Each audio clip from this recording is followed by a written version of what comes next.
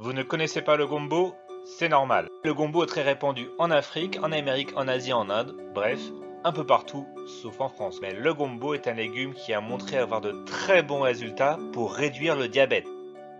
Un conseil simple pour contrôler le diabète, mangez des gombos. Le diabète se développe partout dans le monde à cause de la mauvaise alimentation que nous subissons et devient une épidémie aux conséquences très graves. Le diabète survient quand le taux de sucre dans le sang est trop élevé et cela a des conséquences graves, entraînant des risques accrus de crise cardiaque, d'insuffisance rénale et des problèmes nerveux avec de la perte de sensation dans les mains et dans les pieds en particulier. Les personnes atteintes de diabète doivent parfois s'injecter de l'insuline ou payer des traitements très coûteux avec de nombreux effets secondaires. Mais il faut être conscient qu'il existe aussi des méthodes naturelles pour faire baisser le taux de sucre dans le sang, comme par exemple les gombos.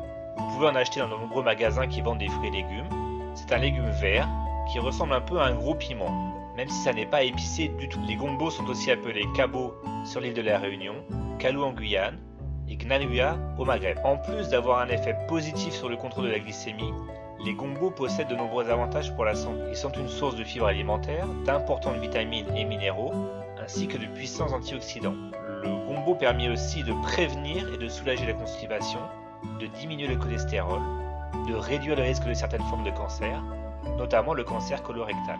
Il contient des folates. Les folates aident à nettoyer les poumons et ils sont particulièrement importants dans la période de préconception et pendant la grossesse où ils aident à prévenir les malformations. Le gombo contient aussi de la vitamine K, ce qui est important pour la santé des os et joue un rôle majeur dans la coagulation sanguine. Voici une méthode très simple pour contrôler le diabète en utilisant les gombos.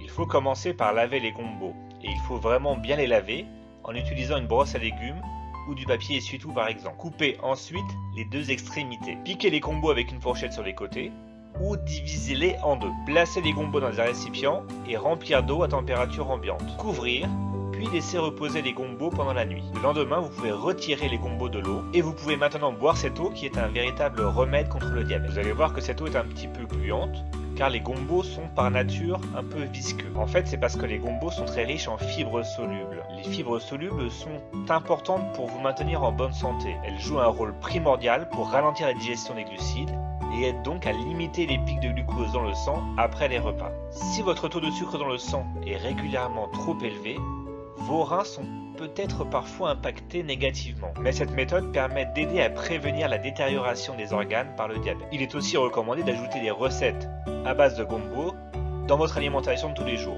Mais attention, si vous décidez de modifier radicalement votre alimentation pour combattre votre diabète, assurez-vous de consulter votre médecin pour lui dire par exemple que vous allez prendre des gombos tous les jours comme un traitement naturel contre le diabète. D'ailleurs, sur la chaîne Adieu Diabète, je vous décris sans cesse des aliments qui sont bons pour lutter contre le diabète. Mais ne croyez pas que les effets étonnants du gombo par exemple sur le taux de sucre dans le sang va vous permettre de consommer à côté des aliments sucrés ou des produits modifiés industriellement. La gestion du diabète et les traitements alternatifs sains et naturels doivent toujours faire partie d'un mode de vie sain et ne doivent jamais être utilisés pour consommer ce qu'on appelle communément de la malbouffe. Voilà, j'espère que cette vidéo vous a appris quelque chose.